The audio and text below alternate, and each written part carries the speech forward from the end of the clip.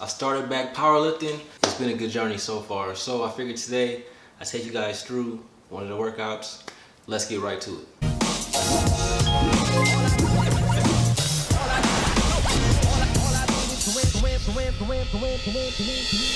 What's going on, everybody? Welcome to Hard Gunning Fitness. My name is Jelon, and today I got a full powerlifting workout routine for beginners that I'm going to give to you guys. Check it out. I've been working out with the powerlifting style for about 1.5 to 2 years. Took a break for about 4 to 5 months just to give my joints a break, so to speak. And just now got back into it about 2 weeks ago. And today I'm just going to walk you guys through my workout. So the very first exercise is going to be squats. Now, when I started squatting on a consistent basis, I had very horrible ankle flexibility. So doing this right here, just finding something elevated, putting the tip of my foot on it and stretching out my ankles really helped a ton for me to be able to hit full depth when I'm squatting. So I still do it every time before I squat. Also, I'll get down into the squat just so that I can get a feel for where I want my feet to be for that day. Because sometimes I feel more comfortable having them wider, sometimes a little more comfortable with them being closer. So I pay attention to that. And this also really helps to get my hips more warm before I squat, because I was having a lot of hip pain when I first started squatting as well. So I still do this just to prevent injury. Also, equipment. When I squat, I'll typically wear some lifters, I'll wear a weight belt, and if I'm doing low bar squat, I'll wear wrist wraps, and I'll also wear some knee sleeves whenever I squat. Sometimes I'll squat naked too.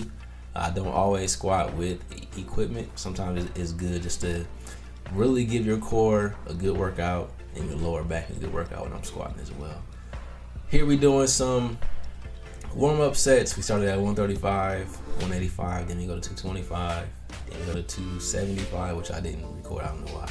And then we go to 315, and that was my working sets for today. I did 3 sets, and I did 4 reps every single set. Now, last year when I first started powerlifting and I did this exact same rep scheme, I was around 290, 295-ish. That was for 3s. For 4s, I was actually doing about 270, 275.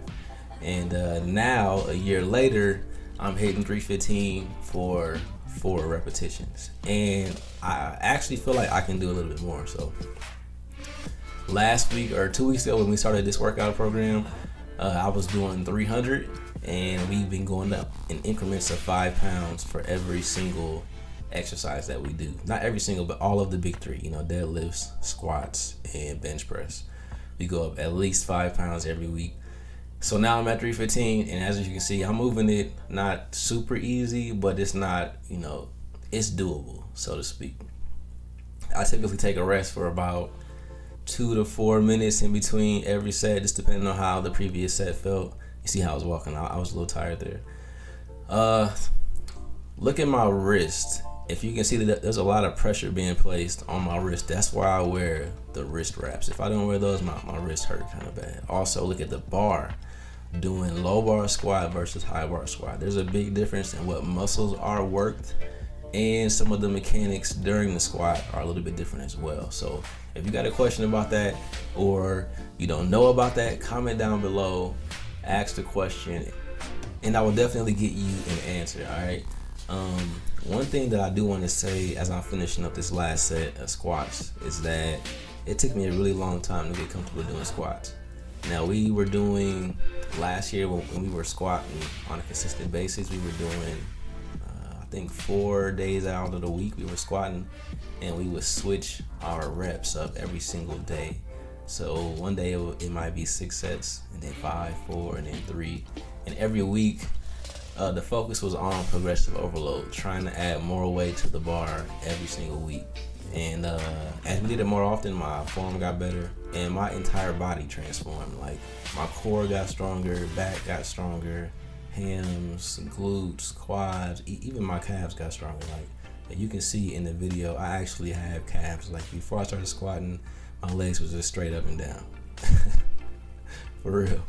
So if you don't squat on a consistent basis, I really encourage it. If it's something that you stray away from because it's difficult for you, I encourage you, get in the gym, do your squats. It's really gonna help you get stronger on all of your other movements as well. So we also did bench press. That was 3x5, so 3 sets, 5 reps. This is 245 pounds. Now let's talk about a few things that I've really noticed that helped me with my bench press over the last couple of years. One is working on my weak area. So my back and my glutes were a really weak area for me. This is Derek going 295, by the way. But my back and my glutes were a really big weak area for me. And working on those really helped me to be able to drive through heavier weight during my bench press. Like, I know you would think it really wouldn't help you a ton, but I promise you it does. Another thing is really focusing on squeezing everything when I do my bench press. So instead of just focusing on, squeezing the scapula so that you got a good foundation, I focus on squeezing my quads, on squeezing my glutes, on focusing on engaging my lats during the movement so that I'm really stable and I can push as much weight as possible. That really helped me to be able to get a little bit stronger. Now look at my feet. I also changed this as well. Notice how I place my feet up against the bench. That gives me extra leverage when I'm benching, and I started doing that about a month or two ago, and it was by accident, and it helped me to push probably about 5 to 10 pounds more weight just by doing that one thing. So I press my feet up against it and I use it as leverage to help me squeeze my glutes and my quads and my hams during the movement, and it helps me to stay more stable and to be able to push through the repetition. So that's helped a ton. Now not all benches have those two frames that stick out from the bottom of the bench, so if yours doesn't, then you may not be able to use it. Now that's just something that I've used to help me to get better at the bench. As you can see, Derek doesn't do it, but he's still pushing a lot of weight, so to each his own. But if you just want to put a couple extra pounds onto the bar, try that. I promise you it'll help.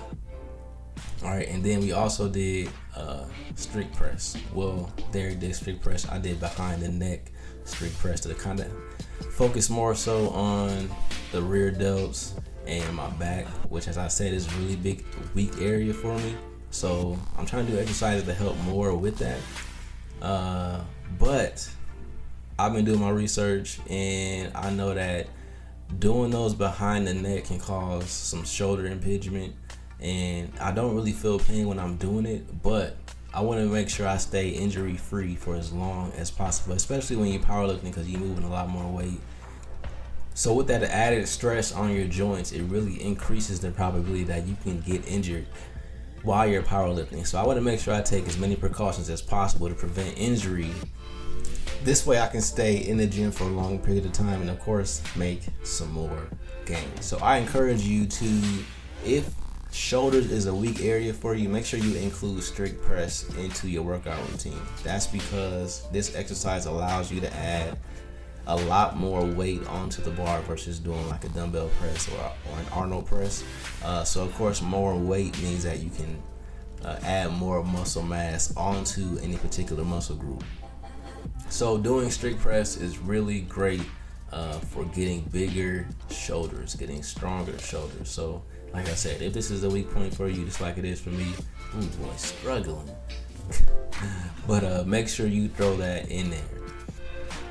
I'm still contemplating on whether or not I want to remove doing this exercise behind the neck. I'm probably going to do it because, like I said, I don't want to get injured. But we will see. Only time can tell. I'm just going to go based off of what my body tells me feels good and what doesn't. All right, so to finish off the day, we just did close stance leg press. And we supersetted that with single leg extensions. I did 4 sets of each, and I did 12 to 15 repetitions each and every time. So that was pretty much the end of the workout. But before this video closes out, we did recently hit 100 subs on the channel. I know that's not a lot. Got a lot more goals than that, but still appreciate it. Everybody who watched, subscribed, liked, comment, all that good stuff. I appreciate it. Please continue to support the channel.